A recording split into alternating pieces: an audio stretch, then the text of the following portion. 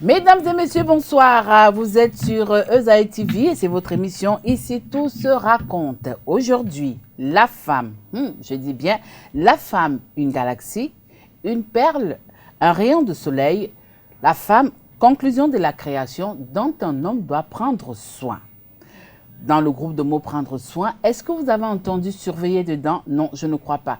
Mais nous le saurons tout au long de cet après-midi à travers notre débat de ce soir sur l'émission Ici, tout se raconte.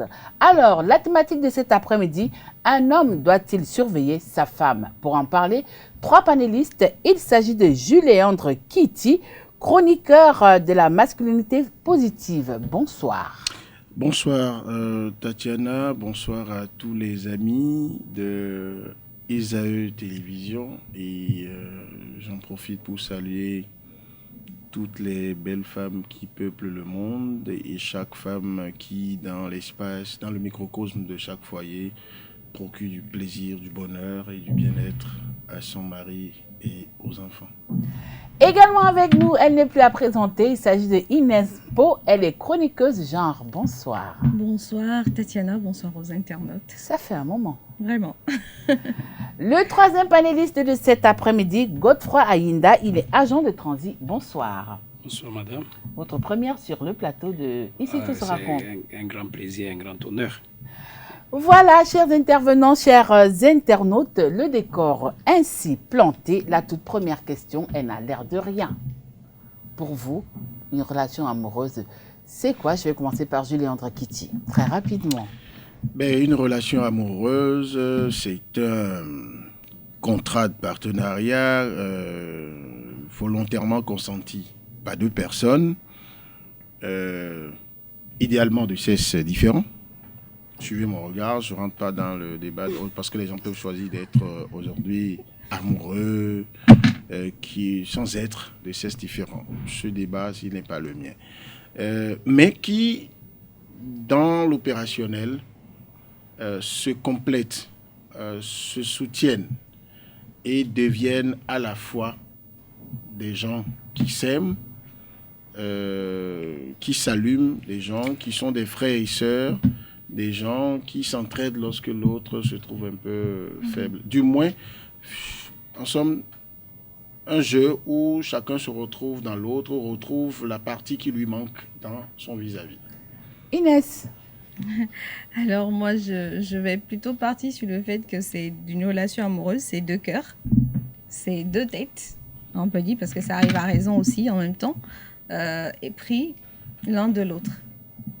Aussi banal que ce soit, mais c'est vrai qu'après, il y a les implications qui viennent pour soutenir cet amour, voilà, que forme cette relation amoureuse. Et puis, on en parle tout à l'heure, c'est sûr que c'est pour ça qu'on est là, donc on va discuter. Monsieur Ayinda. Oui, une relation amoureuse, c'est 2 êtres de sexes différents. Je vais emboîter sur dans le pas de mon frère. Non, vous n'êtes pas sérieux là, cet après-midi. Hein? Parce que vous êtes passé le mot? Je suis un Africain, je sais qu'une relation amoureuse, c'est un homme et une femme qui se décident, qui s'attirent et qui ont de l'affection et qui s'acceptent mutuellement. Alors, lorsque 2 personnes décident de se mettre ensemble, quel est selon vous le socle qui doit, comment dire, couronner cette relation? Sur quel socle cette relation doit être basée, Inès? 2 personnes qui décident de se mettre ensemble, c'est le respect. On va partir sur le respect parce que moi, je définis ça comme le fait que dans cette union-là, tout peut partir, tout peut s'échapper, tout peut s'étioler, mais le respect doit rester.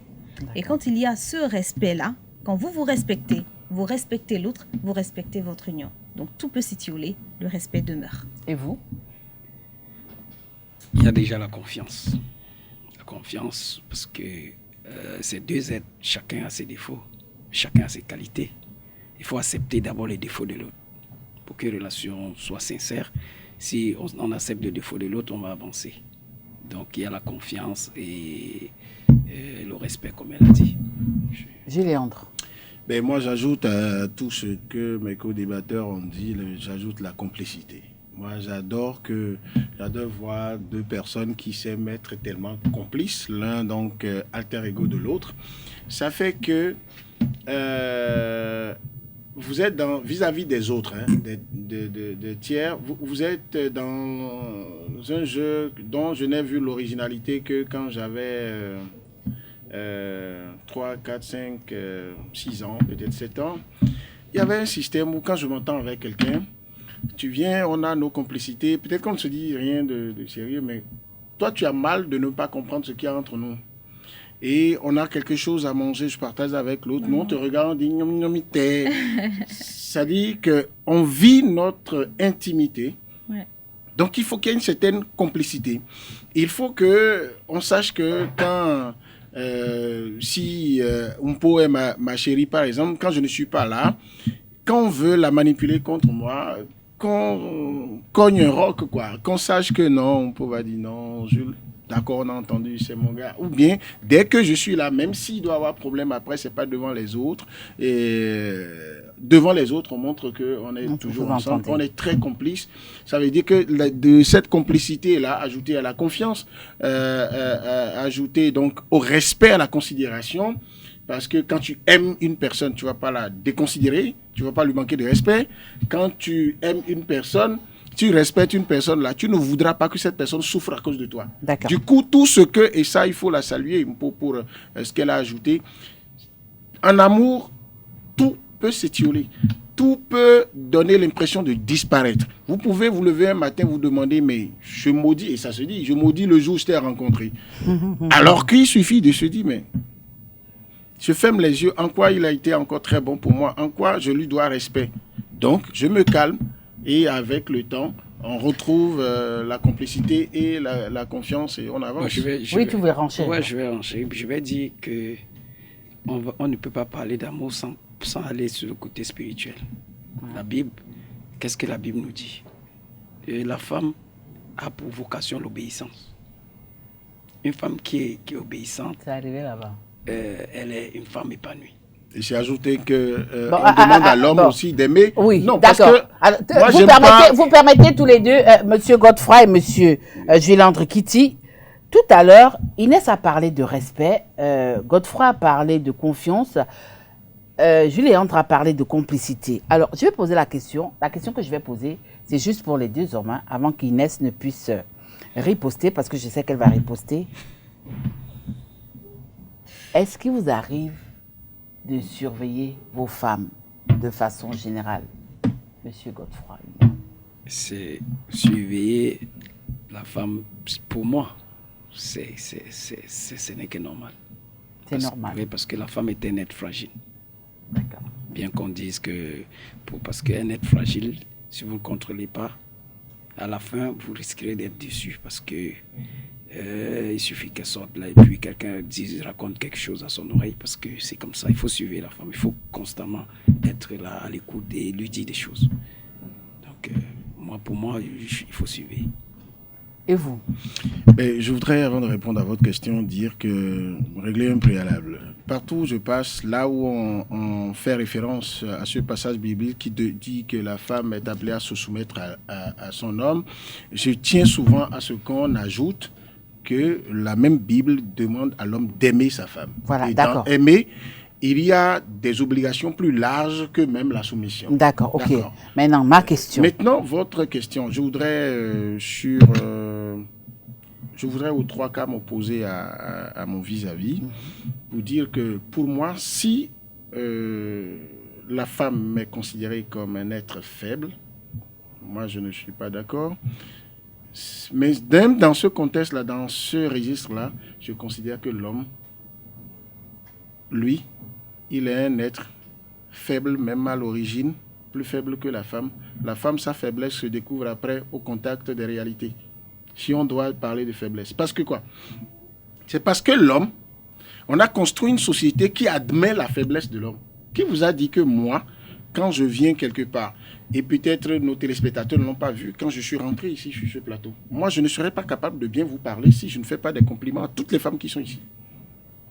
Ça, c'est comme Ça, c'est ma mère. ça, c'est monsieur qui dit ça. Oui, attendez. Attendez, c'est pas un combat de coq parce que je vois monsieur Aïnda qui est déjà en train de faire la main. Vous allez répondre tout à l'heure. Mais je voudrais d'abord que monsieur Kitty réponde à ma question. Est-ce que vous aimez surveiller votre épouse de façon Justement, je voulais vous générale? répondre à cette question D'accord. en faisant le préalable de dire que moi, je ne regarde pas la femme comme un être faible. Je la regarde comme un être humain comme moi, qui peut avoir ses moments de faiblesse et qui peut développer des capacités de résilience, voire de résistance extraordinaires, parfois plus que l'homme. Parce que même notre société veut que la femme ne se permette pas officiellement d'avoir plusieurs hommes, pendant que l'homme, lui, on concède qu'il puisse le faire. Entre les deux, qui on peut appeler faibles. Donc, est-ce que je surveille ma femme? Oui. Je la surveille comment? Je ne la surveille pas parce qu'elle est faible, elle va sortir, quelqu'un va la voir. Vous avez répondu. Non, je n'ai pas répondu. Malheureusement, je ne suis jamais mécanique dans mes réponses. Et ça me fait mal. Quand je dis surveiller, là, demandez-moi comment. Dans ma tête, un homme qui ne surveille pas sa femme ne l'aime pas. D'accord. Surveiller ma femme, pour moi, c'est que, par exemple, vous êtes mon épouse, vous êtes allé au boulot, je ne suis pas en train de vous voir en direct à la télévision, mais je pense foncièrement à vous. Dans mon subconscient, je me déporte sur le lieu avec vous. C'est ça qui m'amène parfois à vous faire des messages pour dire, ça va chérie, tu es où, ça va, comme tu es en train de faire. Et vous ressentez ça comme de l'amour. Je suis en train de vous surveiller parce que le fait d'être présent dans votre esprit, je deviens un peu comme un gendarme qui ne dit pas son nom dans votre esprit. C'est la meilleure surveillance pour moi que de payer un émigrant pour vous surveiller, pour faire des détectives privés. Vous comprenez que donc, c'est nécessaire de nuancer ce que je mets dans surveiller. D'accord. Contrairement à d'autres qui disent, bon, la femme, si vous la laissez, j'ai envie de vous dire, si c'est surveillance physique, vous la surveillez ou vous ne la surveillez pas, elle fait le choix délibéré de vous régler, de vous faire des bébés dans le dos. C'est fait avant l'heure. Inès, alors vous avez écouté l'intervention de Godefroy qui dit oui, il faut surveiller la femme parce que c'est un être faible. Je n'ai jamais dit. Non, s'il vous plaît. Non, excusez-moi, elle a dit un être fragile. Fragile, pardon, monsieur Inès, excusez-moi. Juliandre Kitty qui dit oui, il faut surveiller la femme, mais dans une autre dimension, il a bien voulu nuancer. Alors, vous qui êtes femme cet après-midi, face à ces deux phallus, dites-nous un peu. Est-ce qu'en tant que femme, vous aimez être surveillée? Alors, est-ce qu'en tant que femme, j'aime être surveillée? Ça dépend de la manière dont on surveille. Comme il a dit tout à l'heure, monsieur à ma droite. Monsieur Kitty, voilà. Je dis, mais je commence par dire, on ne surveille pas une femme, monsieur. On ne surveille pas une femme. Vous ne pourrez pas surveiller une femme. J'ai plaisance à dire, en fait, dans les émissions que je fais, que Dieu, il a endormi il a endormi Adam pour parler à Ève. Et ce qu'il a dit avec Ève, personne ne sait. On ne surveille pas une femme. À un moment donné, vous avez été endormi. Et j'ai rencontré un couple ce matin avant de venir, un vieux couple, 63 ans de mariage. On leur demandait leur secret de fonctionnement. Le monsieur dit ceci. Il dit, oh, beaucoup d'amour. C'est une femme fidèle.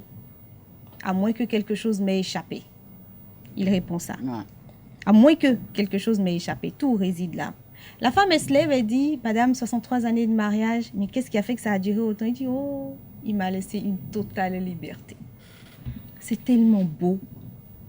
Il m'a laissé une totale liberté. Moi, je ne voudrais pas intervenir par rapport à ce qu'a dit M. Kitty, parce que ça, ce n'est pas, de la surveillance, c'est de l'amour. C'est une forme d'expression de l'amour, encore que il ne faudrait pas que ça encombre. Sinon, nous, les femmes, on aime bien ça.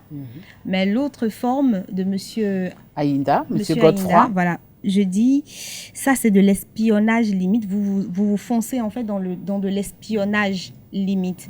La femme est certes un être fragile. Étant fragile, elle adore avoir de l'attention. Elle adore qu'on puisse être présent, qu'un homme puisse être présent pour elle. Ça, oh non, il pense à moi, j'ai pas mangé, il m'a pas vu.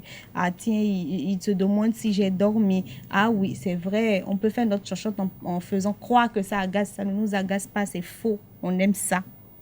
Mais en même temps, c'est lui laisser une certaine liberté. C'est pas pour dire si tu ne rentres pas à 10h, mais pourquoi tu n'es pas encore rentré? Tu es encore où? Tu as laissé les enfants? Ah non, je veux pas que tu sortes avec tes copines. Ah non, je veux pas. Il y a d'autres manières de faire. Donc, est-ce que j'adorerais être espionnée de cette manière-là? J'adorerais être espionnée de cette manière-là, mais pas de celle-là. Alors, justement, dites-nous un peu, Monsieur Godfrey Inda, qu'est-ce qui peut pousser les hommes que vous êtes, à surveiller vos épouses? Vous savez, on m'a déjà fait un procès d'intention. Pas du tout. Non, on a reconnu Voilà, j'ai parlé de la fragilité. D'accord. Je n'ai pas parlé de la faiblesse. Non, Ouais, je la parle de fragilité. fragile aussi, La ouais, en même fragilité, temps. D'accord. nous tous sommes d'accord que la femme est fragile. Parce que dans la valeur traditionnelle africaine, la femme c'est le socle de la maison. Et pour qu'un homme soit en sécurité, si on veut atteindre un homme, on passe par sa femme. D'accord. Donc il faut faire attention. Si on veut atteindre un homme, on passe par sa femme. Et alors si tu es dans le monde des affaires, comme je suis, ma femme, elle ne fait pas n'importe quoi. Parce que je ne sais pas par où ça peut venir. Donc, je ne surveille pas pour dire que je vais marcher derrière le marché et tout, mais je mets des précautions. Parce que ma femme ne peut pas, pour rien au monde, ce n'est pas moi qui ferme la porte, ce n'est pas elle qui ferme la porte. Je dois la trouver à la maison. Je ne peux pas arriver chez moi à minuit, ma femme n'est pas là et puis je suis que c'est normal, c'est la liberté. Ah non, Si vous permettez, oui. moi je reviens à votre première question. Ouais. D'accord. À la première question, je répondais le respect. Je disais la femme, elle doit se respecter. L'homme doit se respecter. Et ainsi, les deux respectent leur couple.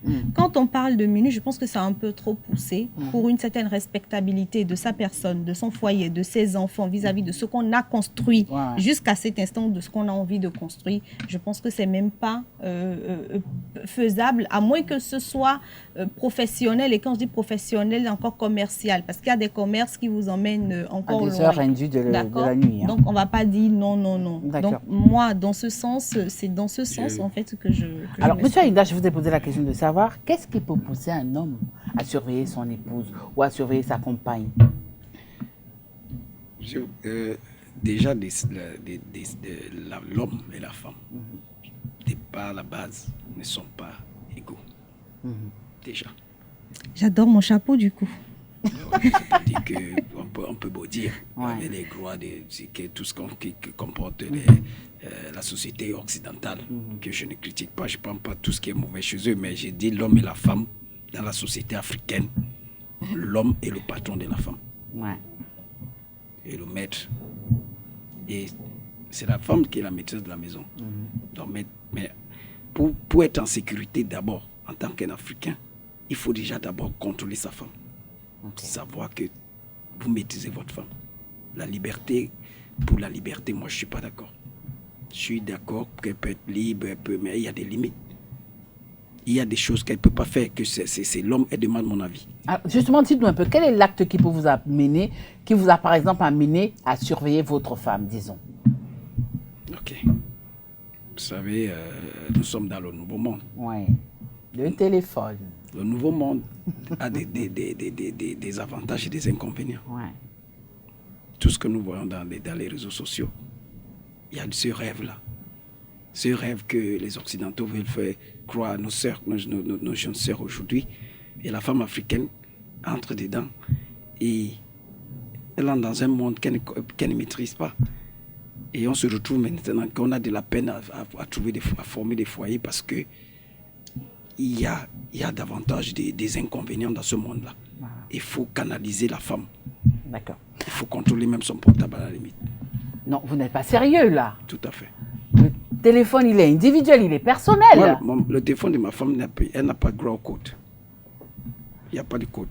Je l'ouvre à l'heure que je veux et comme je veux. Elle aussi, elle ouvre votre téléphone quand elle veut, comme elle veut. Je ne répondrai pas, mais j'ai dit pour ma femme, je dois ouvrir. Moi, non, Inès, vous allez prendre... vous allez prendre la parole tout à l'heure, mais avant, je vais d'abord passer la parole très rapidement. Je vais me retourner vers M. Kitty. M. Kitty, vous venez de suivre un peu l'intervention de M. Godfrey, qui a dit les raisons qui le poussent, lui, à surveiller son épouse. Parmi ces raisons, il y a le téléphone. Vous, est-ce qu'il vous arrive de passer juste à côté du téléphone de votre épouse? Bon, vous avez un art bien vicieux de de poser les questions de sorte à piéger les hommes. Non, Est-ce que vous non, faites, est-ce que non. vous faites Chers Non, internautes, attendez. dites-moi, est-ce que cet après-midi, non, je ne veux pas vous piéger. J'ai juste posé une question Non, c'est et parce que j'attends une réponse. je ne suis pas piégé que je dis Bon, que allons-y, la allons. question porte un piège. Allons-y, Non, la alors. question pour moi, c'est de ne pas dire. Ce n'est pas que de venir dire sur ce plateau, est-ce que je fais ou je ne fais pas. La question, c'est d'étudier un phénomène. Vous voyez, je vais vous surprendre. Vas-y. Je suis à 1000% d'accord avec mon Monsieur vis-à-vis. Aïda, Monsieur Aïda. Monsieur Aïda, dans le fond, quand je lis ses intentions. C'est certains mots utilisés. C'est les références sociologiques utilisées. C'est sur ça qu'on n'est pas d'accord. Parce que lorsqu'il dit le téléphone de mon épouse ne doit pas avoir de code, ça ne signifie pas dans l'absolu qu'il est en train de faire de la violence psychologique à la femme. Si la femme consent avec lui, dès le départ, c'est quelqu'un qui, dans Ben, elle l'affirmation... n'est pas là pour se défendre. Hein. Non, attendez. Donc, allez-y, Monsieur Kitty. Attendez. Ah non, allons-y, Si allons-y. vous le crédibilisez, Bah, non, et qu'il je est ne- le père de son, il est le maître de son foyer, et qu'il vient vous dire On chez va moi, continuer. croyez-le. On va continuer. Alors, dans son foyer, si il a accès au téléphone de sa femme, vous ne savez pas si le fait que lui il ait accès de façon permanente au téléphone de sa femme met davantage la femme à l'aise. Elle est plus honorée dans sa famille à lui, vis-à-vis de lui, de savoir que tout compte fait, on la soupçonne de rien par rapport à son téléphone. Deuxième chose, j'entends 1000 femmes dire, le téléphone, c'est pour chacun. C'est le jardin secret de chacun, d'accord. Mais quand vous posez la question à la femme, mais qu'est-ce que tu caches dans le téléphone? Elle dit, non, je ne cache rien, il n'y a rien que tu peux voir dedans. Alors, il y a un problème. Si vous ne cachez rien quelque part, vous ne fermez pas la porte. Tout à fait. Maintenant, quand le téléphone de votre épouse est sans code, comment vous, l'homme, vous touchez au téléphone? Est-ce qu'elle revient dès qu'elle dépose son téléphone, vous le prenez, vous regardez comme un surveillant qui veut voir si elle n'a pas envoyé un message indélicat? Non. Parce que vous pouvez aller dans le téléphone de votre épouse et aller trouver un message. Je vais être cru. De quelqu'un qui la perturbe sur Messenger, sur WhatsApp, sur d'autres réseaux sociaux, lui fait la cour, mais elle est heureuse que quelqu'un la désire, mais elle dit, je suis en couple, monsieur, respectez-vous. Mais le monsieur, pour la détruire, lui envoie un message pour dire, mais tu sais, j'étais heureux d'être avec toi hier, c'était fantastique et tout. Et vous regardez ça, vous ne savez pas si c'est votre épouse qui a envoyé le message ou pas, et puis vous vous acharnez contre elle. Mais seul monsieur, s'il voit ça dans le téléphone de son épouse, contrairement à ce que vous pouvez imaginer, il ne va pas se jeter sur la femme, commence pas à la bastonner, non. Il va se dire, non, jusqu'à mon épouse, ça veut dire que c'est un indélicat qui a écrit ça quelque part.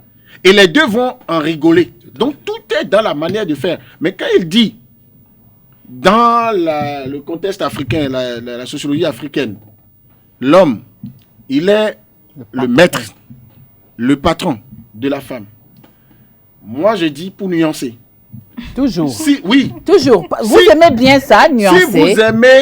Si vous dites que vous êtes patron, vous êtes maître, alors que votre propre sécurité, vous-même vous avouez en même temps que votre sécurité est en danger ou assurée par la personne que vous croyez diriger, ça veut dire que la personne qui est vraiment patronne là, c'est la femme. La patrona. Alors, maintenant, quand je me déporte dans une cour royale, le roi concédait qu'il ait un regard assez surveillant sur ce qui se dit dans les oreilles de son épouse, parce que c'est celle-là qui le retrouve dans sa plus simple expression. Et je vous renvoie à une chanson culte du roi du Zenli renouvelé au Bénin, Alekpe Granhou, qui a raconté l'histoire d'un roi qui portait un peu comme une petite corne au milieu de sa tête que le peuple n'avait jamais vue. Et il mettait souvent un chapeau. Parmi ses épouses, il y en avait une seule qui savait qu'il y avait un truc du genre et qui portait le chapeau. Et puisque quand il se retrouvait dans le lit avec celle-là, il enlevait le chapeau, un jour est arrivé. La dame a caché le chapeau parce que jalouse de ceci ou cela. Et le roi ne peut pas porter un autre chapeau sur ça. Les minutes qui suivent, ils doivent être dans la cour, devant le peuple. Et si le roi ne vient pas, c'est une honte pour sa communauté. Et voici le roi en train de chercher son chapeau fétiche dans tous les sens. Et la femme, en ce moment, elle est devenue vraiment... Elle a un peu comme la vie du roi en main. Donc, vu de ce point de vue, c'est normal qu'en amont, l'homme veille à avoir ce regard protecteur. Je préfère à contrôler ou surveiller. Je préfère protéger la femme. D'accord. Protéger la femme contre les assauts de ces gros tchatcheurs qui ont la langue tellement mielleuse qu'on a l'impression qu'ils ont des potions magiques pour parler à vos épouses. Et le drame, c'est qu'avec les réseaux sociaux aujourd'hui, le type n'a plus besoin de passer derrière votre maison. Il est à des milliers de kilomètres de vous. Derrière son smartphone, il dompte votre épouse. Et c'est ça que... Voilà. Alors que vous êtes en train de travailler, homme d'affaires que vous êtes tout le temps entre deux conteneurs, deux bureaux, en train de travailler. On va permettre à Inès de réagir parce que tout à l'heure, ça n'allait pas. Alors, Inès... Et surtout, il faut qu'elle nous dise si dans son téléphone, il y a code ou pas. Et il ne faut pas qu'il y ait code. Vous avez suivi Godefroy, vous avez suivi Juliandre. Réaction.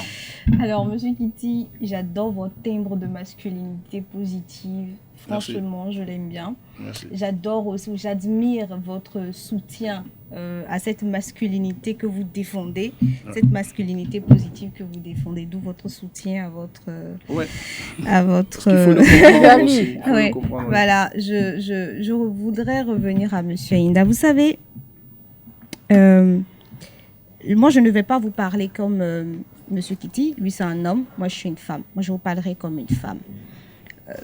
Là, sur ce plateau, j'ai une question à vous poser. Est-ce que vous direz que nous ne sommes pas égaux, vous et moi? Non, je crois qu'il a été déjà clair. Il a déjà dit que c'est l'homme... Monsieur Anina.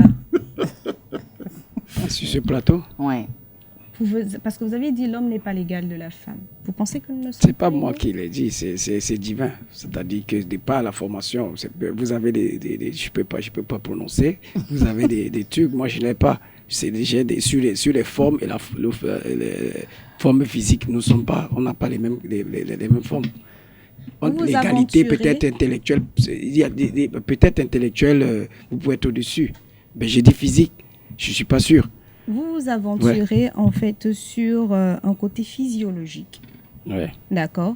Un côté physiologique prédéfini qui n'a absolument rien à voir avec tout ce qui est caractériel. Absolument rien à voir avec tout ce qui est caractériel. Vous tuez, je tue, on griffe, vous irez en prison, j'irai en prison. Vous faites un accident, vous tombez, vous vous cassez, je ne sais trop où, en griffe, comme on dit chez nous, on est en Afrique et vous prenez beaucoup les valeurs traditionnelles, donc je dis, je touche du bois. Vous n'avez pas votre casque, vous casserez la tête, j'ai pas mon casque, je casserai la tête. Donc à ce niveau, nous sommes égaux. À partir de ce moment où c'est considéré comme ça, je voudrais, s'il vous plaît, qu'on puisse arrêter un tant soit peu de dire l'homme est le chef suprême de famille. Un tigre ne proclame jamais sa tigritude. Je suis désolée.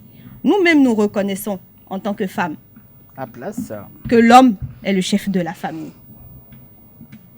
Mais je voudrais qu'on arrête de répéter ça à longueur de journée. Un tigre ne proclame pas sa tigritude. Je suis désolée. Si c'est ça, pourquoi on ne le dirait pas? Peut-être que le répéter tout le temps, ça peut gêner. Monsieur Kitty, on est dans quel contexte? On est dans un contexte de personnes réfléchies, de personnes matures. On est dans un contexte de femmes. On n'est pas dans un contexte de fillettes. On n'est pas dans un contexte d'omelettes. On est dans un contexte d'hommes. Exact. Et dans ce contexte d'hommes, de personnes qui aspirent en fait à être ensemble, à fonder un foyer, c'est vrai, des écarts peuvent survenir. Mais quand vous levez encore, vous dites que ma femme n'a pas le droit d'avoir un code sur son téléphone, ou on demande, mais est-ce que vous pouvez avoir un code? Vous dites ça, je ne vais pas répondre. Ça veut dire que je n'ai pas le droit d'avoir un code, vous pouvez avoir un code. Même si c'est un point, je le mettrai pour que les enfants ne prennent pas mon téléphone pour jouer, envoyer des messages à n'importe qui, n'importe comment. Si je vous réponds ça, vous me direz quoi? Dieu vous a endormi. Vous voulez que je réponde? Dieu vous a endormi. Dieu vous a... De toutes les façons, au niveau de la technique, on me fait déjà des signes au niveau de la technique. Vous voyez que le temps est parti pour cette émission-là. C'est vraiment tellement court que... Mais j'ai quand même une dernière question, Inès. tu vas garder la parole.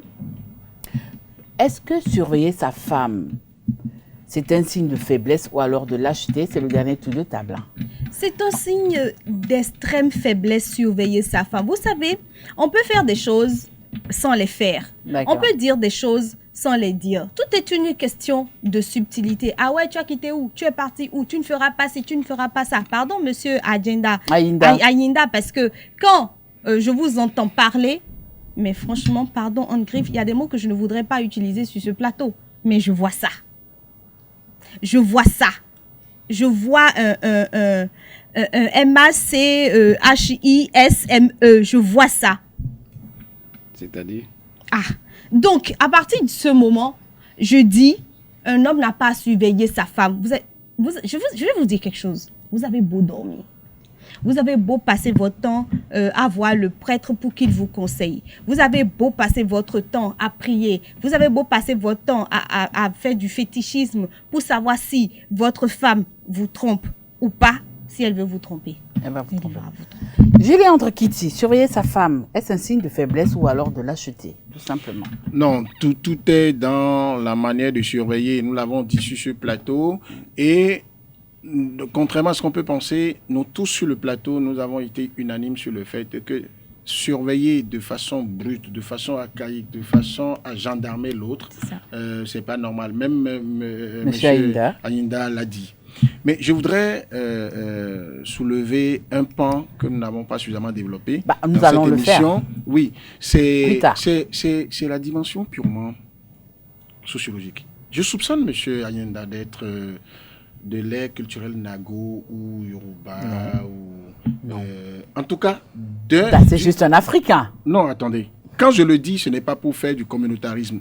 C'est pour dire que, en fait, les valeurs qu'il évoque, et qu'à sa place, j'aurais évoqué en nuançant les mots, en trouvant des mots plus faits, relève de valeurs cardinales très intéressantes pour organiser une société.